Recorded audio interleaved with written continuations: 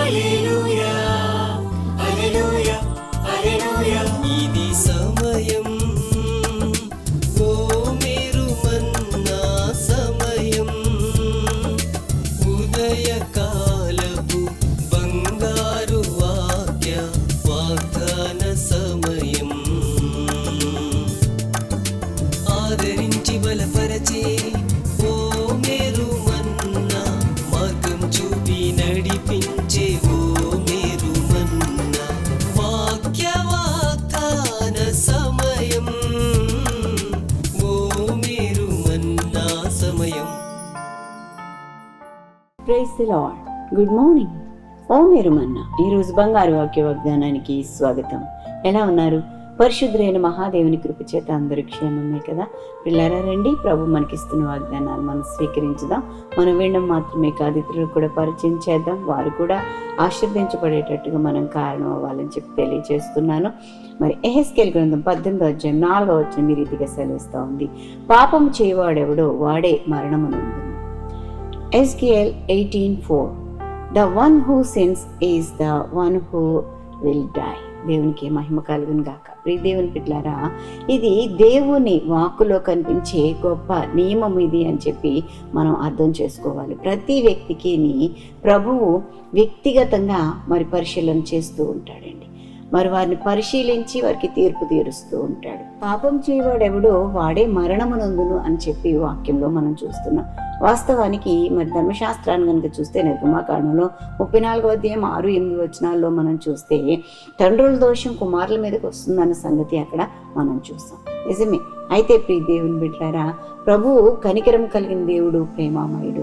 కేవలము వారి దోషాల ద్వారా బిడ్డలను శిక్షించడం మాత్రమే కాదు, కానీ వ్యక్తిగతంగా ప్రతి వ్యక్తిని ఆయన పరిశీలించే దేవుడు, ఆయన న్యాయం జరిగించే దేవుడు అన్న సంగతిని, దేవాతి దేవుడు న్యాయకర్త అన్న సంగతిని మనం గ్రహించాలి.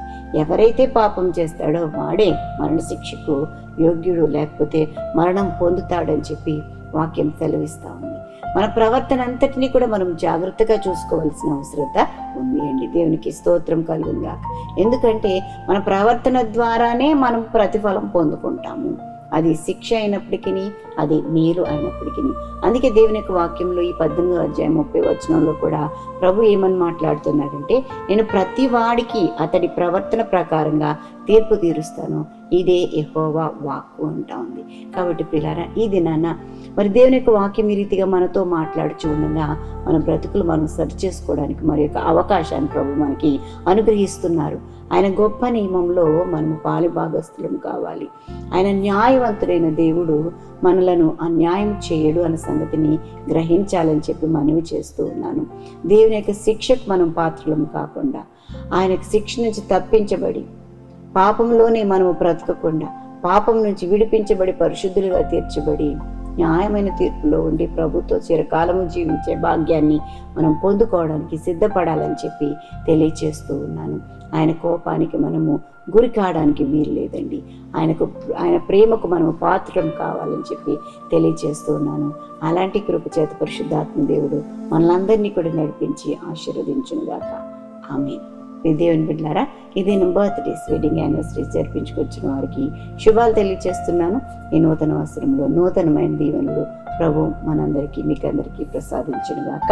మీ కొరకు ఒక వాగ్దానం జ్ఞాపకం చేస్తాను. 23వ కీర్తన 1వ వచనము, యెహోవా నా కాపరి, నాకు లేమి కలగదు. ప్రియ దేవుని బిడ్డలారా, మరి ఈ నూతన సంవత్సరంలో ఏ విధమైన లేమి లేకుండా మీరు ముందుకు కొనసాగాలని ప్రభు ఆశీర్వదిస్తున్నాడు. ప్రార్థన చేస్తాను, నాతో ఏకీభవించండి. పరిశుద్ధరానికి వందనాలు చెల్లిస్తున్నాను. మహిమగల దేవుడుగా మమ్మల్ని దర్శించి దీవిస్తున్న దేవుడు ప్రభు, నీకు స్తోత్రాలు నాయన. అవును ప్రభా, పాపం ఎవరైతే చేస్తారో వారే మరణం పొందుతారని చెప్పి మీరు తెలియచేస్తున్నారు. అవును ప్రభా నాయన తండ్రి, నువ్వు శిక్షించే దేవుడు అయితే నువ్వు న్యాయకర్తవు ప్రభు. ఆ కారణంగా మీరు శిక్షించే దేవుడు కాదు నాయన, న్యాయం జరిగించే దేవుడు, నీతి న్యాయదార్థత కలిగిన దేవుడుగా నువ్వు మాకున్నావు తండ్రి. నీకు స్తోత్రాలు చెల్లిస్తున్నాను ప్రభా. నీ న్యాయ విధులను పాటిస్తూ ప్రభా నాయన, పాపము జోలికి పోకుండా ప్రభా నాయన తండ్రి, నీతి న్యాయదార్థతలు కలిగి జీవిస్తూ నీ సందులో నిందారహితంగా బ్రతకడానికి కృప చూపించండి ప్రభా. నీకు స్తోత్రాలు. ఇది దీవెనలన్నీ బిడ్డలకు అనుగ్రహించండి.